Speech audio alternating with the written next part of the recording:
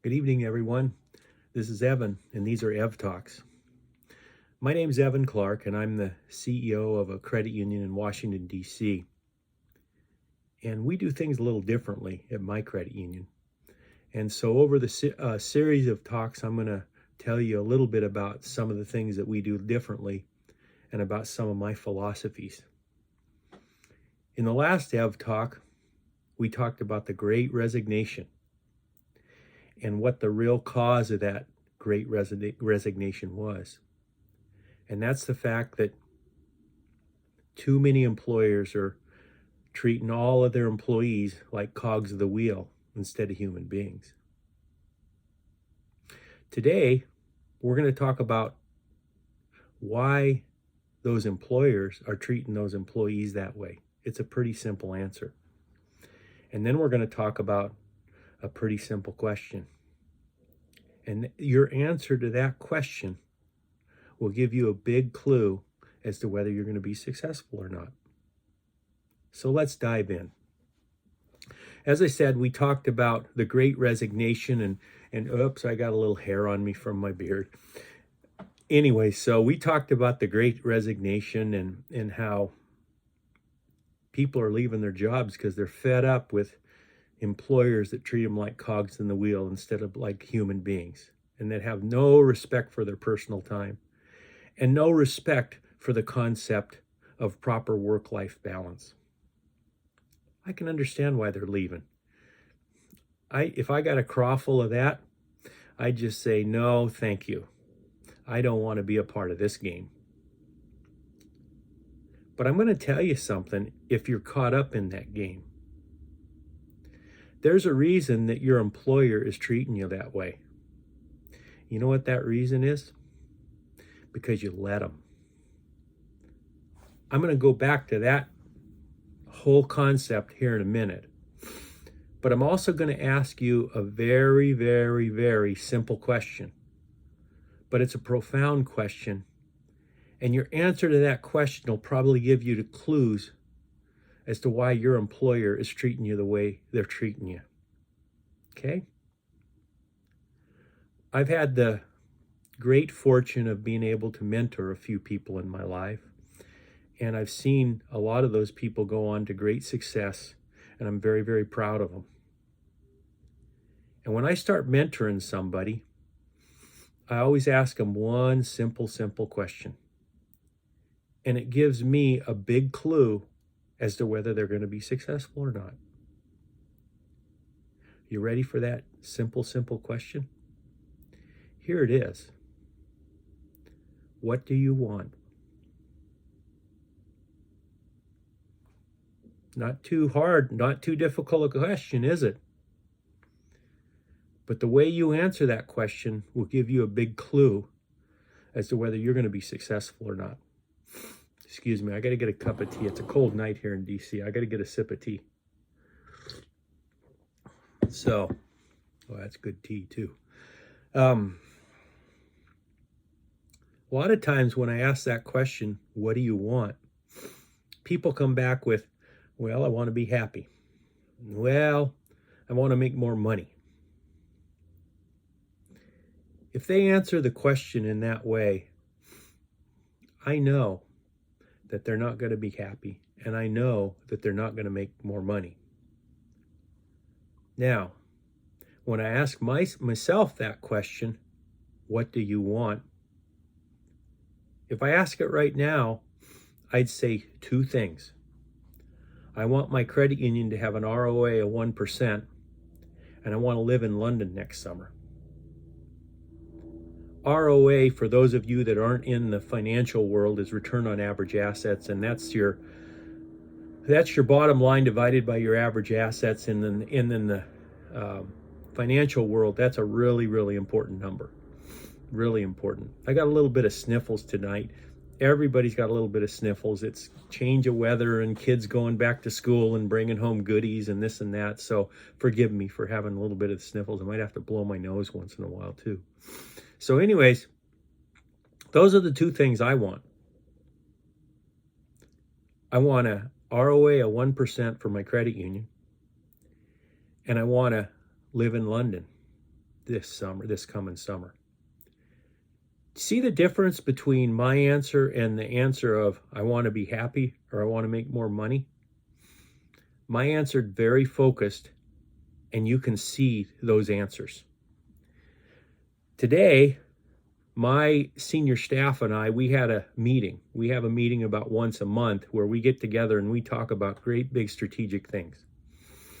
And the theme of this meeting was wheels on the bus. And we began the meeting by singing "The Wheels on the Bus Go Round and Round." I was real proud of everybody. They did a pretty good job, a good rendition of that song. And the reason that I started the meeting with that is that I've got seats on the bus defined for every single person. And if they stay in their seat on the bus and they do their job, we're going to do great next year. And I'm really excited about it. You can't believe how excited I am. And the great work that they're going to do is going to get our credit union to 1% ROA. I know it will. And I'm starting to talk to a few people about maybe wanting to live in London next summer. This pandemic was a horrible, horrible thing. Hundreds of thousands of people have been killed, and millions of people have gotten it. And it's such a strange, strange disease because it impacts everybody a little different. So it's been horrible. But there's kind of been a little silver lining because it's freed so many people. And it's the catalyst. A catalyst in chemistry is something that you put into 2 or 3 other items to make them interact. And the catalyst, it doesn't do anything itself, but it has to be present for that chemical reaction to take place. And so the pandemic, in a way, was a catalyst for the Great Resignation, because it taught people that they could have a life outside of the Borg. Remember the Borg from the last talk from Star Trek? There's too many people attached to the Borg. Get loose of it. Well, one of the things that we learned from the pandemic is that if you have high-speed internet and a laptop and your brain, you can work from anywhere in the world. And last winter, I actually ran the credit union from my mom's basement in Kalispell, Montana for 82 days while my mom and I hung out. Normally she'd come here to DC, but she couldn't because of the pandemic, and she's got some issues health-wise that we thought it'd be better if she just stayed home there in Kalispell. But